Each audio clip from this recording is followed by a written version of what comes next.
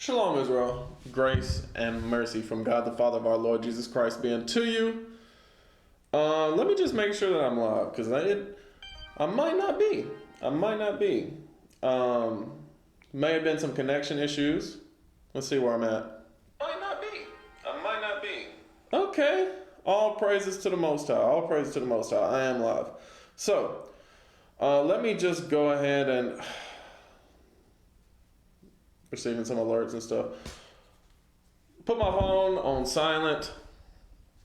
I just got the most obvious alert of all time. It said, the Justice Department finds that Memphis police discriminate against black people. It's like, yeah, obviously. Newsflash, fire is hot. Anyway, all praise to the Most High that we made another week to another Bible History 101, to the last Bible History 101. In fact, this is going to be the last stream that I do on Bible history, just because I'm not going into like any deeper like Bible History 201 or like there are other people who have done that better than me. Actually, all of Bible History 101 was kind of inspired by I believe it's called Our Hidden History with Deacon Ithon of IUIC. Except that's like a college level. So I was like, okay, how do I introduce people to Bible history on a basic level? So that's where Bible History 101 came from. If you want to go deeper into like Bible subjects or Bible topics and Bible history, then go check that out. It's a good series. But yeah, this, as you could read by the title, the succession of Moses by Joshua. We started the series with Joshua and the judges, right? As far as like when it concerns the scriptures themselves. And I'm gonna compile the playlist on my Ezekiel Israel teaching page. All right. Let me go ahead and shrink this down. And we'll get into it. Now I'll discuss more of this at the end of the stream. So without any further ado, we'll go ahead and get started in Numbers 27. Picking right up where we left off last week. And honestly, I probably could have ended it last week, but I was sick last week and I'm still kind of recovering, so I just wanted to make it brief last week. And, I felt a lot better this week, all praise to the Most High for that, but it is still going to be pretty brief as far as the lesson is concerned. All right, but anyway, in Numbers 27, to start with verse 1. Then came the daughters of Zelophehad, the son of Hepher, the son of Gilead, the son of Machir, the son of Manasseh, of the families of Manasseh, the son of Joseph. And these are the names of his daughters, Mahlah, Noah, Hoglah, Milcah, and Tirzah. They stood before Moses, and before Eleazar the priest, and before the princes and all the congregation, by the door of the tabernacle of the congregation, and saying, Our father died in the wilderness, and he was not in the company of them that gathered themselves together against the Lord in the company of Korah, but died in his own sin and had no sons. Why should the name of our father be done away from among his family, because he had no son? Give unto us therefore a possession among the brethren of our father. And Moses brought their cause before the Lord, right? So they have a situation where normally inheritance would be passed down from father to son, all right? But Zelophehad of the tribe of Manasseh had no sons, all right? Only daughters. So they said, look, why should he lose land just because he don't have sons, right? And the Lord spake unto Moses, saying, The daughters of Zelophehad speak right. Thou shalt surely give them a possession of an inheritance among their father's brethren. And thou shalt cause the inheritance of their father to pass unto them. And thou shalt speak unto the children of Israel, saying, If a man die and have no son, then he shall cause his inheritance to pass unto his daughter. And if he have no daughter, then he shall give his inheritance unto his brethren. And if he have no brethren, then he shall give his inheritance unto his father's brethren. And if his father have no brethren, then he shall give his inheritance unto his kinsman that is next to him of his family, and he shall possess it. And it shall be unto the children of Israel for a statute of judgment, as the Lord commanded Moses. So, and this is what you're going to see with all the laws whenever we actually get into like learning the word. The Lord has all sorts of contingencies. He's pretty much covered every base when it comes to the laws and all different possible options. So you see right here, like it's not only going into if the father has no sons, it's also going into if the father was an only child, and then the and you know all this other extents to it, right? So with that, the statute was declared, the law was made that the daughters of Zelophehad would get inheritance, right? So let's go ahead and wrap up their story real quick. Here in Numbers 36, it says, and the chief of the and the chief fathers of the families of the children of Gilead, the son of Machir, the son of Manasseh, of the families of the sons of Joseph, came near and spake before Moses and before the princes, the chief fathers of the children of Israel. And they said, the Lord commanded my Lord to give the land for an inheritance by lot to the children of Israel. And my Lord was commanded by the Lord to give the inheritance of Zelophehad, our brother, unto his daughters. Right, that's what we just read about. And if they be married to any of the sons of the other tribes of the children of Israel, then shall their inheritance be taken from the inheritance of our fathers, and shall be put to the inheritance of the tribe whereunto they are received. So shall it be taken from the lot of our inheritance. When the jubilee of the children of Israel shall be, then shall their inheritance be put into the inheritance of the tribe whereunto they are received. So shall their inheritance be taken away from the inheritance of the tribe of our fathers. Right? So, let's say one of the daughters of Zelophehad, right, them being Manassites, receiving land with the Manassites, let's say they married a Zebulonite. Well, now you have a Zebulonite that she married to. Now he, as a Zebulonite, will further the Zebulonite. I should have picked an easier tribe to say, but regardless, he would further the Zebulon lineage and inherit land that should go to Manasseh, right? So this is what they are bringing to Moses. So how do we solve this issue? All right, because they knew and understood that Israelites can intermarry tribes of Israel, right? Like just because you're a specific tribe doesn't mean you have to marry that tribe in most cases, right? But in this case, we're going to read. And Moses commanded the children of Israel according to the word of the Lord, saying, the tribe of the sons of Joseph hath said well. This is the thing which the Lord doth command concerning the daughters of Zelophehad, right? So this specific situation, saying, let them marry to whom they think best, only to the family of the tribe of their father shall they marry, right? So them specifically, since they had a situation where they had land that must stay within the tribe of Manasseh, they had to marry within the tribe of Manasseh, just so that land doesn't go to a different tribe, all right? So shall not the inheritance of the children of Israel remove from tribe to tribe. So that's what they were preventing. They didn't want Manasseh's land to go to Zebulun, as I had mentioned.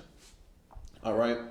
And they didn't want, Gadite land to go to Judah, or, in any situation like that.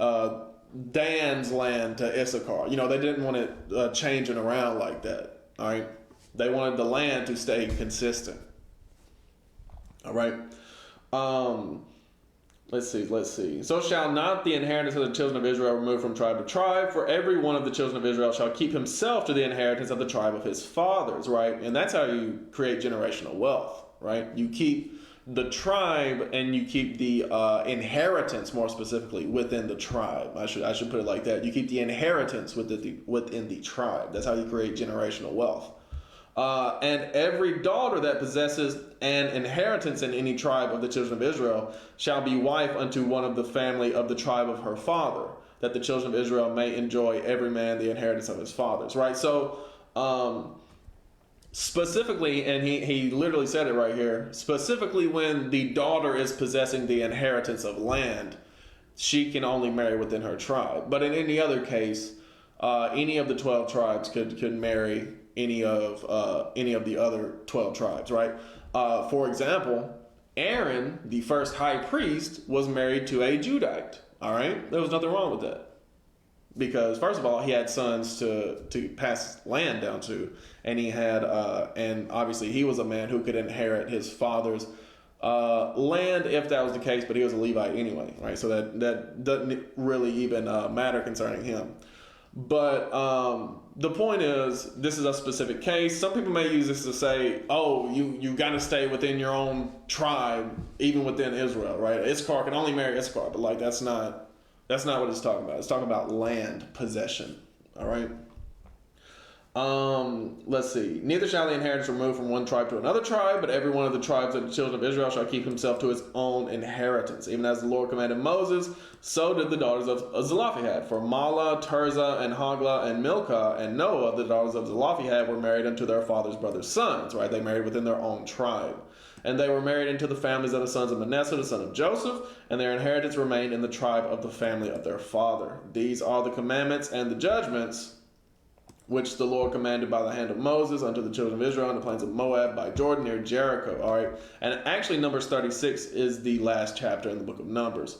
So let's go back to Numbers 27, because this is where Joshua succeeds Moses. All right.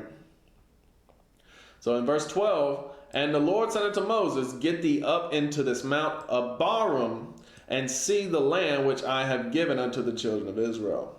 And when thou hast seen it, thou also shalt be gathered unto thy people, as Aaron thy brother was gathered. For ye rebelled against my commandment in the desert of Zin, in the strife of the congregation, to sanctify me at the water before their eyes.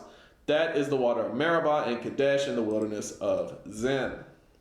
And Moses spake unto the Lord, saying, let the Lord, the God of the spirits of all flesh, set a man over the congregation, which may go out before them, and which may go in before them, which may lead them out, and which may bring them in.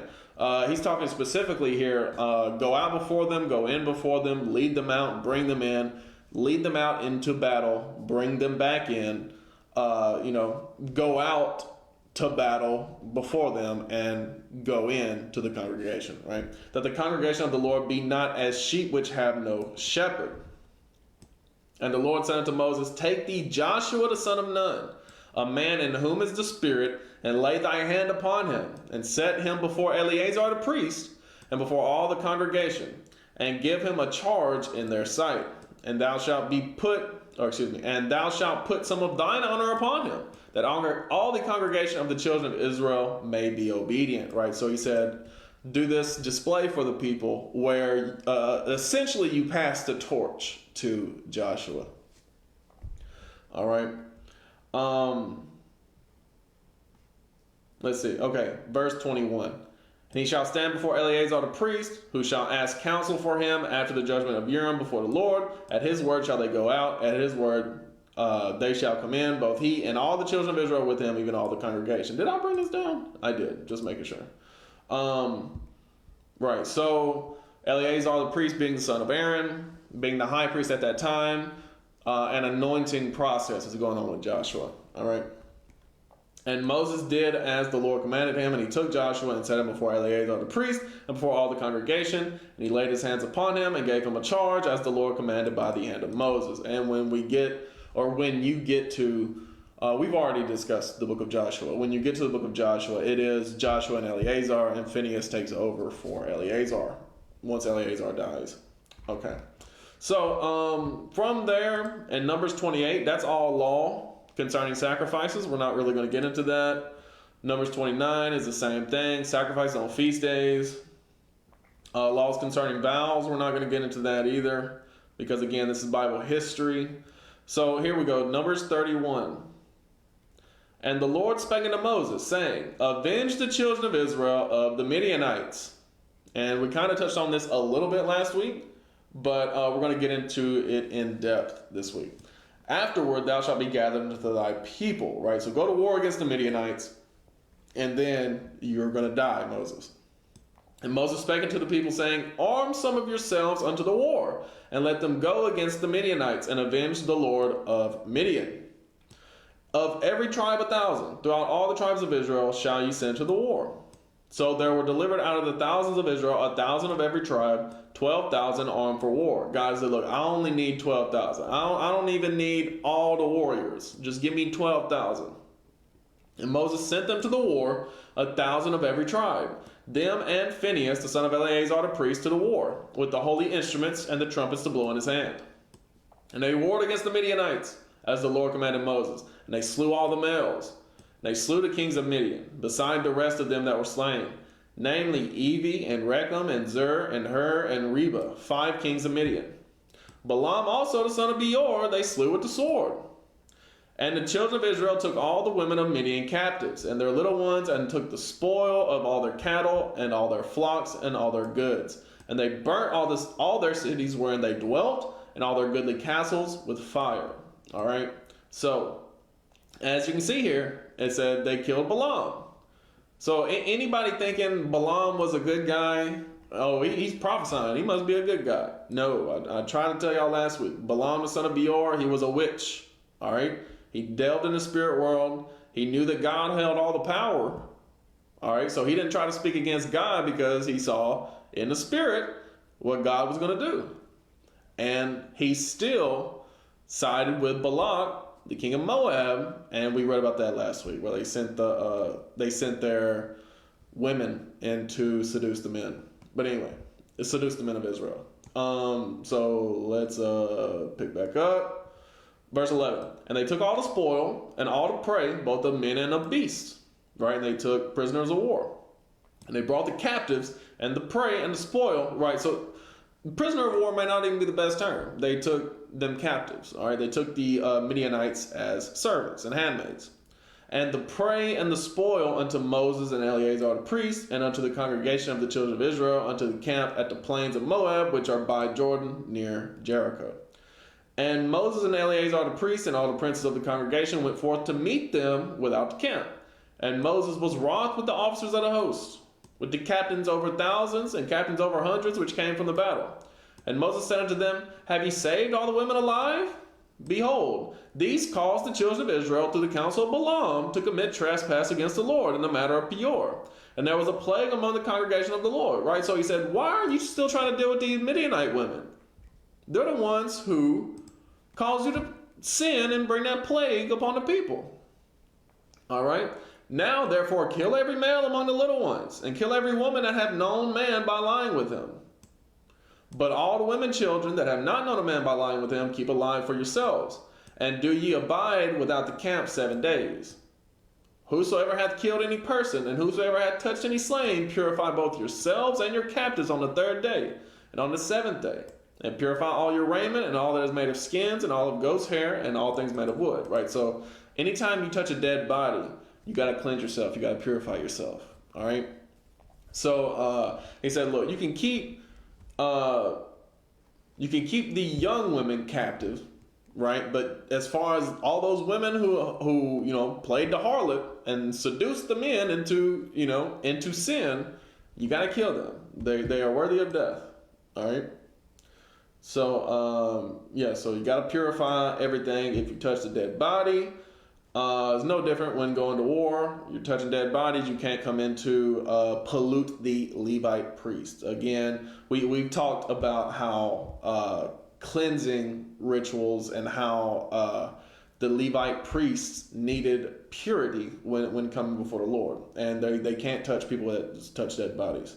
And Eleazar the priest sent it to the men of war, which went to the battle. This is the ordinance of the law which the Lord commanded Moses.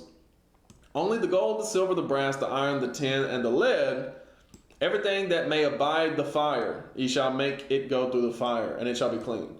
Nevertheless, it shall be purified with the water of separation, and all that abideth not the fire, ye shall make to go through the water. Right? So he said, look, you can purify gold in the fire, you can purify metals in the fire. You can't purify like a clothing, for example. You can't burn your clothing to make it clean. Obviously, that's going to destroy the clothing, but you can wash it, and it'll be good. And ye shall wash your clothes on the 7th day, and ye shall be clean. And afterward ye shall come into the camp.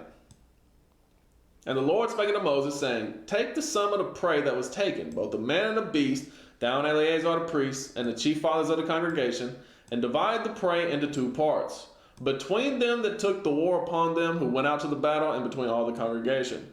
And levy a tribute unto the Lord of the men of war which went out to the battle, 1 soul of 500, both of the persons, and of the beeves, and of the asses, and of the sheep. Take it of their half, and give it unto Eleazar the priest for a heave offering of the Lord. Right? So he said, look, we're going to take the spoils and divide it up amongst what we need for the sacrifices and what we need, or what the people can keep, I should say. And of the children of Israel's half, thou shalt take one portion, one portion of 50 of the persons, of the beeves, of the asses, of the flocks, all manner of beasts, and give them unto the Levites, which keep the charge of the tabernacle of the Lord. Right, so the Levites get to reap the benefits as well, even though they themselves didn't go fight in the battle all the time, because they had to keep the charge of the Lord. They had to keep the tabernacle of the Lord. They had to keep all that operation running. And Moses and Eleazar the priest did as the Lord commanded Moses. All right, so it's the same.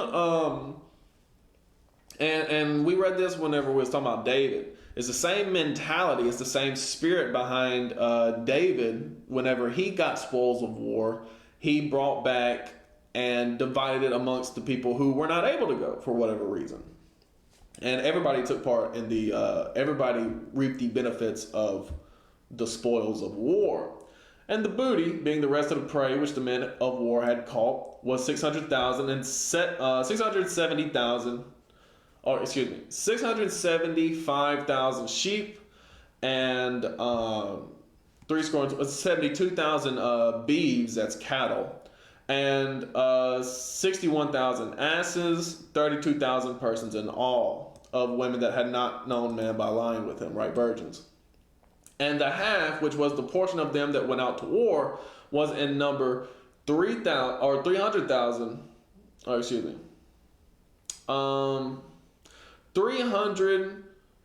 because it says 300,007 and 30, right, so 337,500 sheep, and the Lord's tribute of the sheep was 675.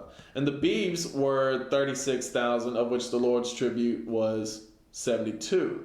And the asses were 30,500, of which the Lord's tribute was 61.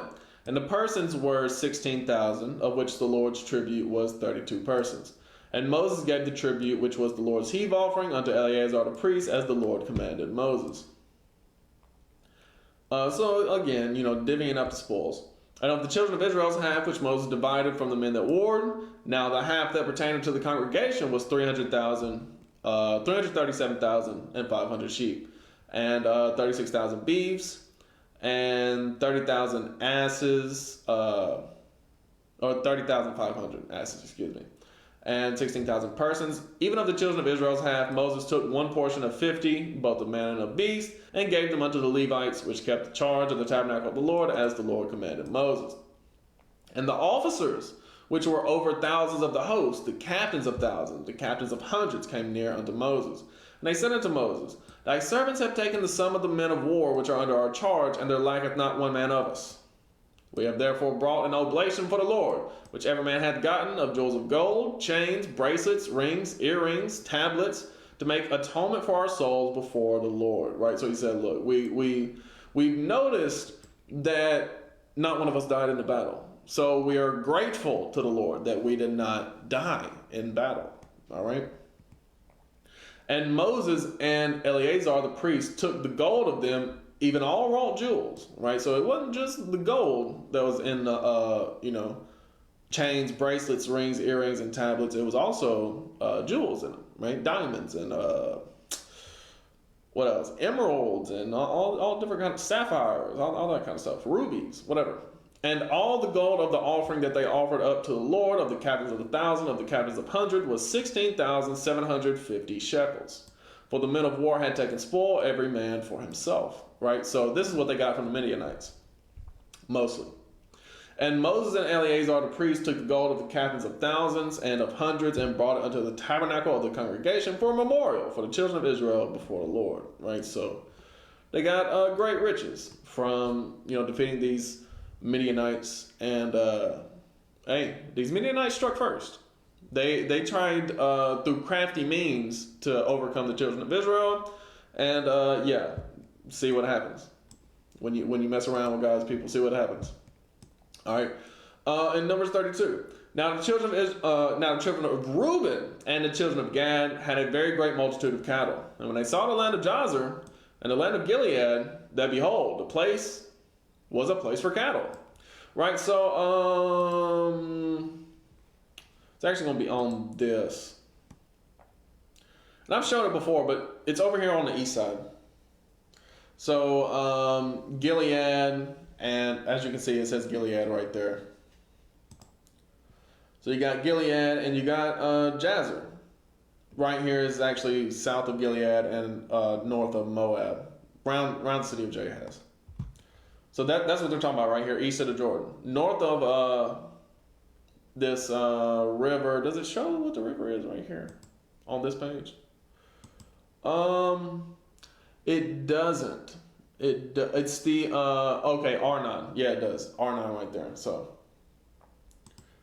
So everything from Arnon to the land of Bashan up there. That's what they're discussing currently.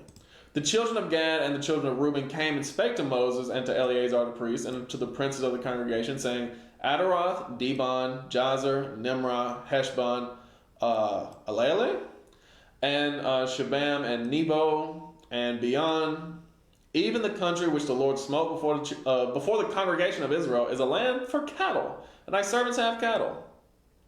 Right, so even over here on this side, the Gadites, they used to like follow around the bison and the buffalo, Wherefore said they, if we have found grace in thy sight, let this land be given unto thy servants for a possession, and bring us not over Jordan. Right, so they said, look, hey, this land, who's going to take this land? I mean, this land's pretty good. Why we gotta take inheritance on that side? Why not take it on this side? And Moses said unto the children of Gad and to the children of Reuben, shall your brethren go to war, and shall ye sit here? And wherefore discourage ye the heart of the children of Israel from going over into the land which the Lord hath given them? Thus did your fathers when I sent them from Kadesh Barnea to see the land. But when they went up unto the valley of Eshcol and saw the land, they discouraged the heart of the children of Israel that they should not go into the land which the Lord had given them. Right, and we read about that in Numbers 13.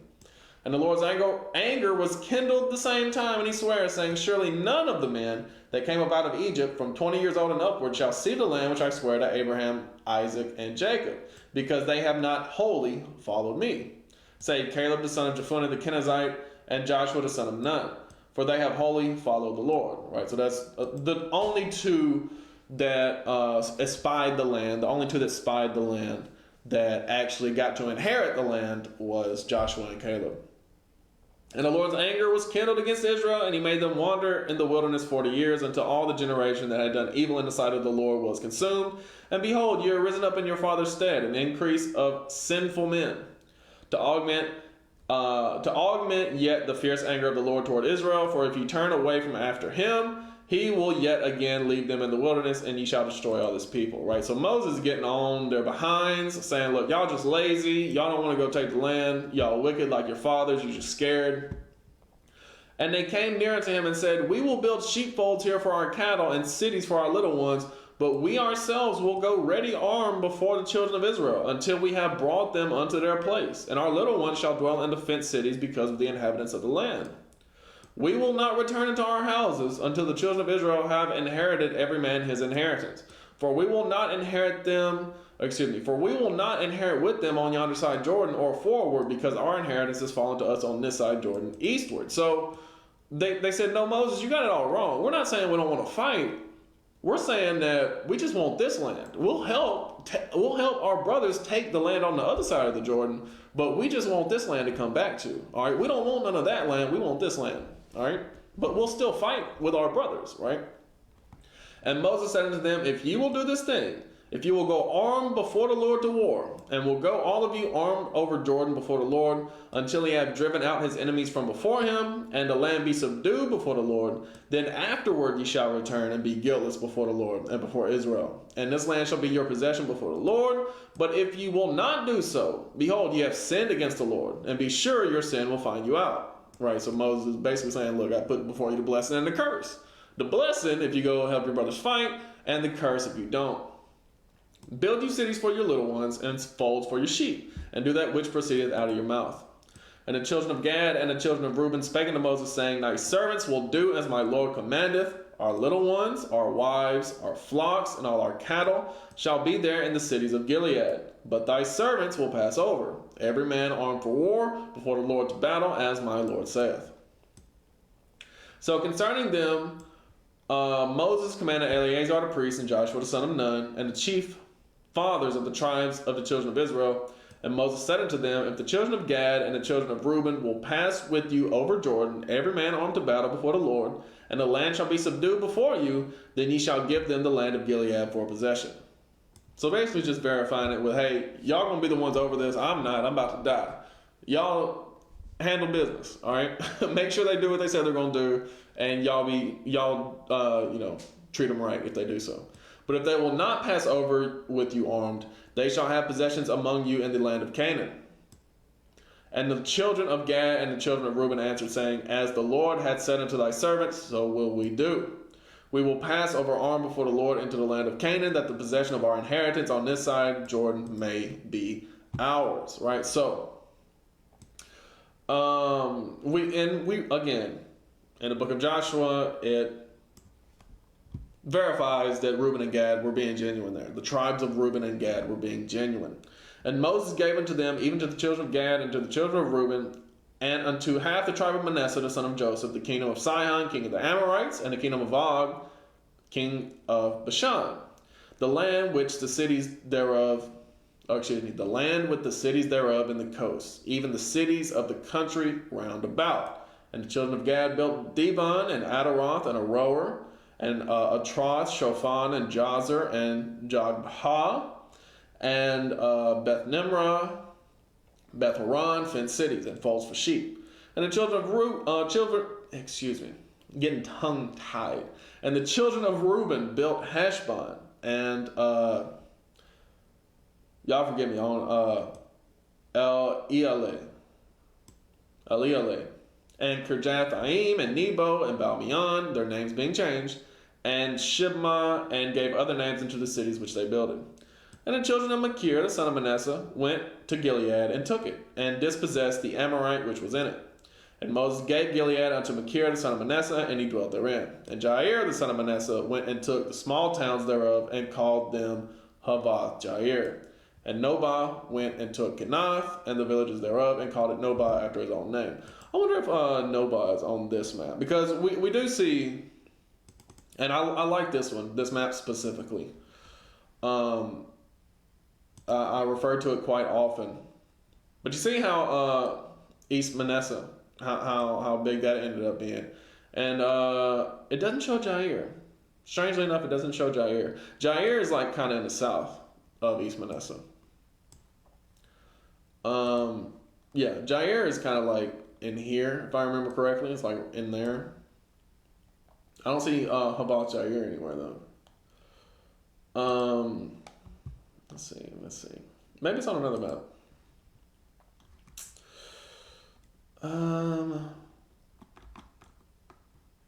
The one without the boundaries does show more cities. You see Manasseh. Where's Havoth Jair? There's Jabesh Gilead. Surprisingly, this doesn't either. I'm surprised at that. Anyway, let's get back. All right. Anyway, let's keep moving. In Numbers 33, it says the 42 journeys of the Israelites, all the different cities that they moved to, and I don't know if we want to necessarily go through this because it can get repetitive. But it just shows their journeys. Let's see. And this shows it part of the way, right? When Edom said that that the Israelites could not go through the King's Highway. And we read this last week, I believe. It was the week before last when Edom said that you can't go through the King's Highway over. From Kadesh Barnea into like Basra.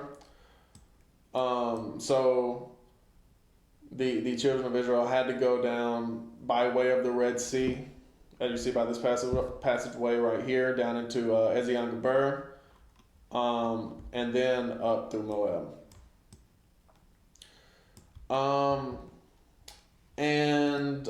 You read about this. Where does it say? The Ezion Geber. Yeah, encamped at Abrona, and they departed from Abrona and encamped at Ezion-Geber. Right, that's right there at the northernmost point of the Red Sea. I don't even know if it's the northernmost point, but at least in that region, it definitely is. Um, so I'll read the first part of this. But yeah, we're not. We're just gonna look at the maps because this actually shows the route as well. All the different routes they took from. Does it even say Ramses? It's crazy that it doesn't even say Ramses on here. Okay, yeah. Well, that's Ramses of Zoan. We're not really talking about of Zoan per se.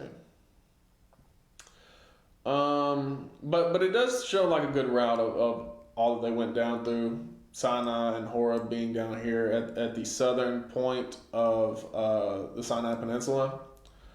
Um, so I'm start up here, but yeah, I'm not going to read all the different cities. These are the journeys of the children of Israel, which went forth out of the land of Egypt with their armies under the hand of Moses and Aaron. And Moses wrote their goings out according to their journeys by the commandment of the Lord. And these are their journeys according to their goings out. And they departed from Ramses in the first month on the 15th day of the first month on the morrow after the Passover. The children of Israel went out with a high hand in the sight of all the Egyptians. Right. So the city of Ramses was named so because the children of Israel left from Ramses the second. I believe it was Ramses the second. For the Egyptians buried all their firstborn, which the Lord had smitten among them. Upon their gods also the Lord executed judgments. All right. So it says that the children of Israel were moved from Ramses to pitched in Succoth. Does it show that on this map? It just shows Succoth. Right. So it doesn't even show Succoth. So that's why I wanted to get different maps than this, but I couldn't really find a better one per se other than the ones that I'm showing through the email here. And even that, it just shows not the entire journey through the wilderness, but since, it basically just shows since Edom said, no, y'all going to have to go the long way around, and then it shows the long way around. So it goes into all the different cities. Pitched in Etham, which is in the edge of the wilderness. Does this at least show Etham? Yeah, it does. Right. So it doesn't show them pitching in Etham, even though that's what the scripture says. I don't know who made this map. Anyway. Right. So then it goes into all the different cities. And this is good if you want to know all the geography. But even as we were reading a while ago, the cities of like Gad, Reuben, and Manasseh, or East Manasseh at least, on the east side of the Jordan, you don't really get a clear indication of like where every single city is. And it's the same right here. It just tells you that, the journeys and the specific cities that they went through. But we do know that they went to the different cities. It says, and pitched in Mara. And Mara, I believe, was that chapter 15 that they pitched in Mara? In Exodus chapter 15. And they removed from Mara and came unto Elim. And in Elim were 12 fountains of water. It was either 15 or 17. And 70 palm trees. And they pitched there. And they removed from Elim and camped by the Red Sea. And they removed from the Red Sea and encamped in the wilderness of Sin, right? So that's the Sinai Peninsula, the wilderness in Sinai. And they took their journey out of the wilderness of Sin and encamped in Dovka. They departed from Dovka and encamped in Alush. They removed from Alush and encamped in Rephidim, where was no water for the people to drink. They departed from Rephidim and pitched in the wilderness of Sinai. Right, so I guess technically the wilderness of Sin is like north of the wilderness of Sinai. They removed from the desert of Sinai and pitched in Kibroth Hattava. What does it show on this map? Does it show the wilderness of Sin? No, it does not. And you would think that, all this, because there's a desert up here as well around Hebron and Beersheba. That's the what they now call the Negev desert, as you can see here. Negev Highlands and Negev right there, what they now call the Negev desert. So you would think that all of this desert right here, because when the Bible says wilderness, it means desert. So you would think all this desert right here would be considered the same thing, but I guess not.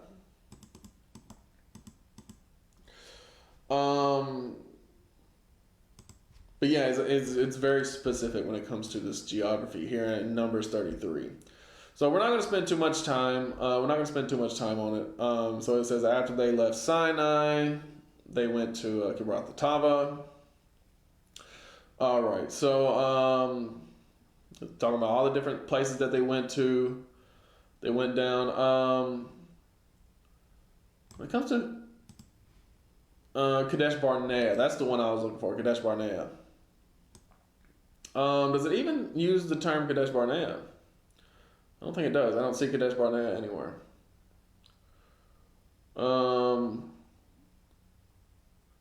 Maybe I'm looking over it, but I don't see it. Okay, no, here it goes.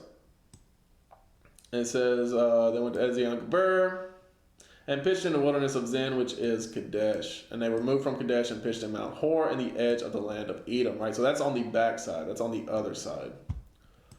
And it's not even... Let's see. I meant to go to this one. All right, so they went up the backside of Edom. Instead of going through, Edom said you got to go around. So that's what we ended up doing. Going around on the backside of Edom through the wilderness of Zin. All right. Aaron the priest went up into Mount Hor at the commandment of the Lord. This is verse 38, by the way. And died there in the 40th year after the children of Israel were come out of the land of Egypt, in the first day of the 5th month. And Aaron was 123 years old when he died at Mount Hor. And King Arad the Canaanite, which dwelt in the south of the land of Canaan, heard of the coming of the children of Israel. They departed from Mount Hor and pitched in Zalmonah. Let's see. It said, and they removed from Almon di Blathaim, and pitched in the mountains of Abarim before Nebo. And they departed from the mountains of Abarim and pitched in the plains of Moab by Jordan near Jericho. And they pitched by they pitched by Jordan from Beth Jesimoth even unto Abel Shittim in the plains of Moab. Okay, so that brings us back around to where we're at now. In verse 50, and the Lord spake unto Moses in the plains of Moab by Jordan, near Jericho, saying, speaking to the children of Israel, and saying to them, when you are passed over Jordan into the land of Canaan, then ye shall drive out all the inhabitants of the land from before you, and destroy all their pictures, right, that'd be their graven images, destroy all their molten images, and quite pluck down all their high places. And ye shall dispossess the inhabitants of the land, and dwell therein, for I have given you the land to possess it, right? So he said, wipe out the Canaanites, and take the land. And ye shall divide the land by lot for an inheritance among your families. And to the more ye shall give the more inheritance, and to the fewer ye shall give the less inheritance, right? Makes sense. No person has too much more land than the other. Every man's inheritance shall be in the place where his lot falleth. According to the tribes of your fathers ye shall inherit. But if ye will not drive out the inhabitants of the land from before you, then it shall come to pass that those which ye let remain of them shall be pricks in your eyes and thorns in your sides, and shall vex you in the land wherein ye dwell. Right? So the Lord knows all people. He knows all things. Right? So he knows that the Canaanites, how wicked the Canaanites had been up to this point. Right? They did human sacrifice. They sacrificed little babies. Like that's what they did. Not only that, but they did all manner of wickedness and evil. Right? So that's why he's saying, go in, wipe them out, take the land. If you don't, they're going to be a snare to you. They're going to be thorns in your sides, all right? Pricks in your eyes. Moreover, it shall come to pass that I shall do unto you as I thought to do unto them, right? So he said, I'm going to drive you out of the land. That's what ended up happening. He said, look, I'm getting the Canaanites out of my holy land because they are wicked. If you become wicked like them, you will be driven out of the land as well. All right? So God is a just God. His judgments are just. All right? So we're not necessarily going to get into the geography of Canaan.